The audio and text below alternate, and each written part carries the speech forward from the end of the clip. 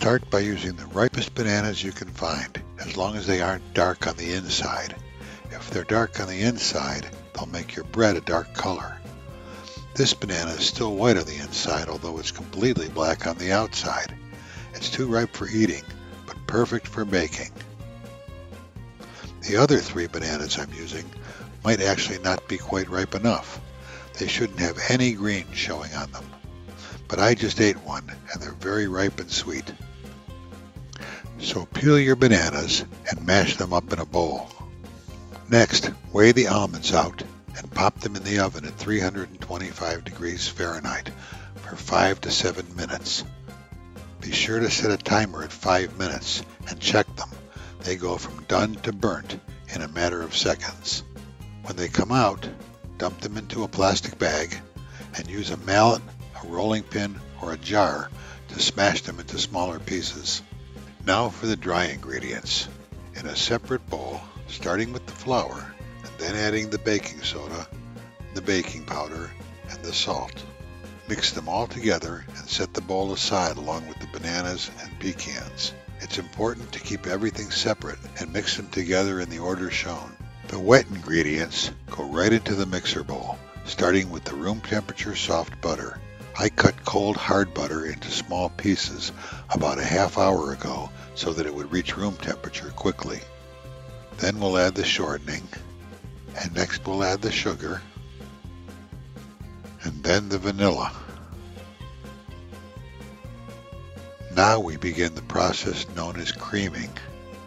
Using the whip on slow speed, cream the sugar, butter, and shortening together for 5 to 10 minutes until it's light and fluffy and the sugar is no longer visible. While it's creaming, have 2 room temperature eggs ready. I put these eggs in a bowl of warm water about a half hour ago so they would reach room temperature quickly. Crack the eggs against each other or on a flat surface so you don't accidentally push any shell into the egg. Break the eggs into a small glass dish so that you can examine them for pieces of shell, blood spots, or impurities before they go into your batter. Now scramble them up just a little bit with a fork because you're going to add them a little at a time to your batter. So add about a third of the egg and wait till it mixes in completely. Then add a third more, wait till that mixes in, and finally add the last third and allow it to mix in. It's important to keep everything separate and mix them together in the order shown, and then to bake it right away for the proper chemical reactions to take place. So now we put the mashed bananas in.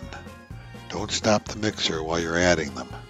And once you've added them all, let the mixer run for a few minutes until there's no more large lumps of banana visible. This video will be sped up, but your mixer should be running on the second slowest speed. You don't want to whip a lot of air into the batter. Now we're going to get everything ready to be combined and baked. Measure your buttermilk out and have it ready. Spray or grease a loaf pan with oil or butter and have it ready. Put a piece of parchment paper in the loaf pan long enough to go up the ends. It will act like handles and allow you to lift the bread out of the pan easily with nothing sticking. Double check that the oven is at 325 degrees Fahrenheit and we're ready to go. Add the dry mix into the wet mix, about a third at a time, stirring with a wooden spoon or rubber spatula until the flour disappears each time. After the flour disappears, stir in about a third of the buttermilk, and keep repeating until all the flour in the buttermilk is in the batter, and then stop stirring. Again, the video will be sped up, but you should stir with a slow, gentle folding motion so you don't beat the gluten out of the flour and cause the bread to get a heavy texture.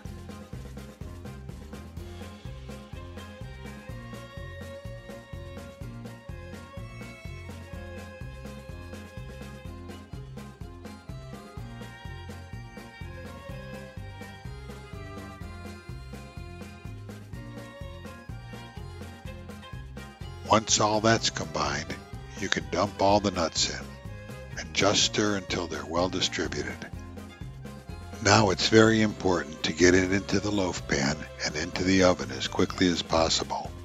Once the flour has been mixed with the wet ingredients, the leavening agents have been activated by the moisture and their rising power begins declining. So pour about half the batter into the loaf pan and push it into the bottom corners. Then pour the rest in and smooth it out as evenly as possible. Now into the center rack of your hot oven right away. Check for doneness by sticking a knife or skewer all the way into the center and seeing if there's anything sticking when you pull it out. This looks done. Let it cool to room temperature before removing it from the pan. Then just lift it out by the parchment paper handles. Use a knife to hold the loaf in place while you pull the parchment paper out from under.